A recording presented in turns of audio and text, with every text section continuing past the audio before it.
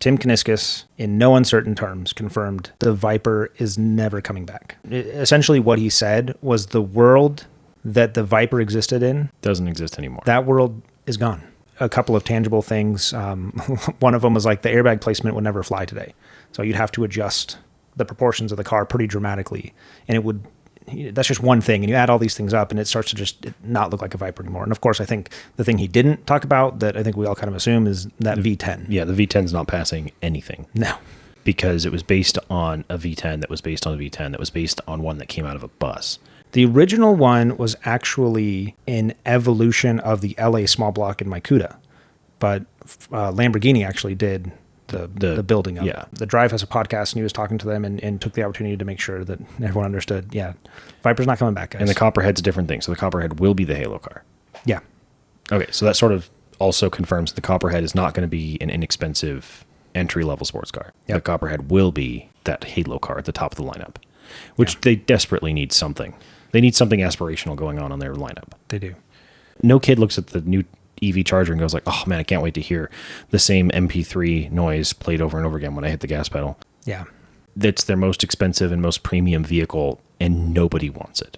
There's nothing to aspire to in that brand. Something to drive sales of the other vehicles, and ideally even turn a profit itself. Yeah. That'd be cool. I mean, you would hope.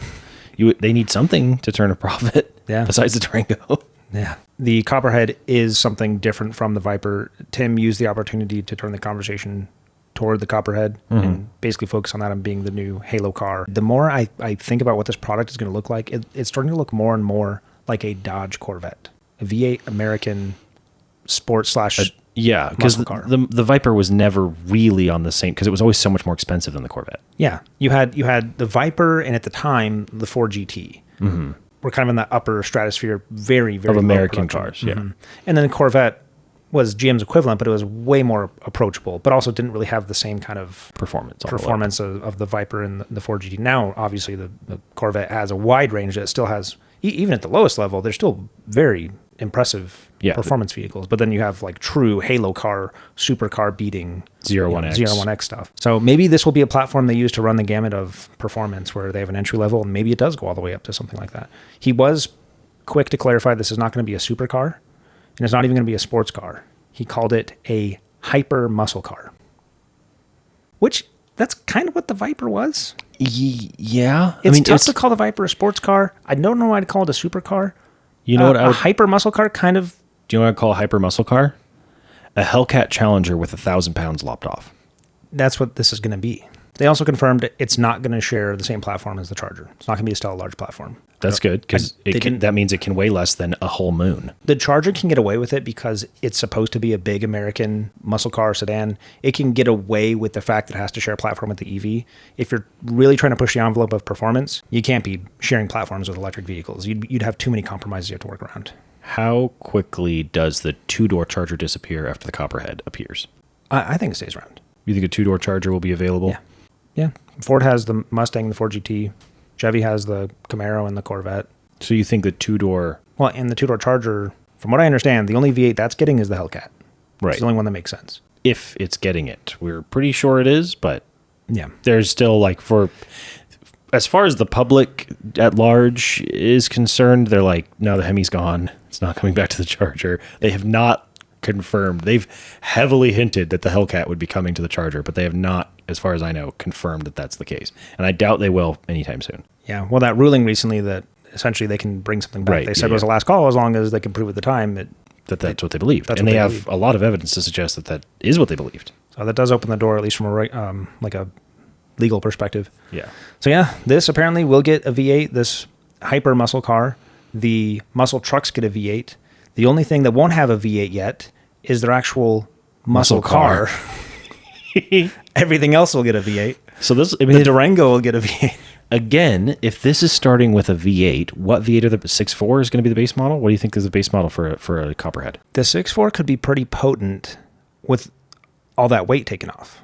Because almost 500 horsepower, that's a good amount of horsepower. Yeah, that's base model Corvette power. Yeah, 485 would be good, and then to have basically it would be the competitor to the Z06 to go to the Hellcat version, assuming the chassis and the tires can do something with it.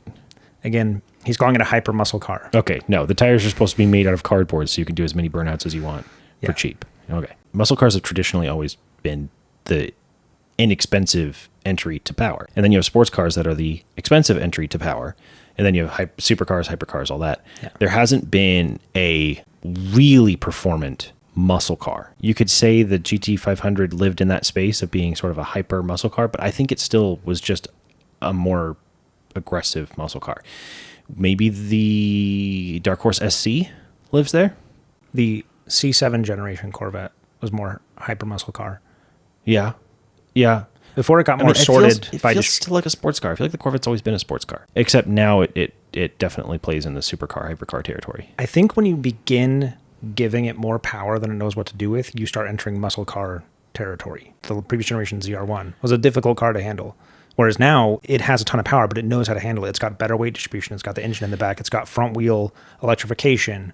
Just throwing more and more power at the rear wheels is like definitionally muscle car. A bit. It also has to do with road presence, because you could look at a BMW M3 that you could immediately smoke the tires with, and no one's going to look at that and go, that's a muscle car. In Europe, they might. Yeah, but they have different. Not like a real muscle car. Yeah. The European mind can't comprehend the stupidity that we require in our muscle cars. Well, they're about to, because Charger's making its way to Europe. Nice segue. Yeah.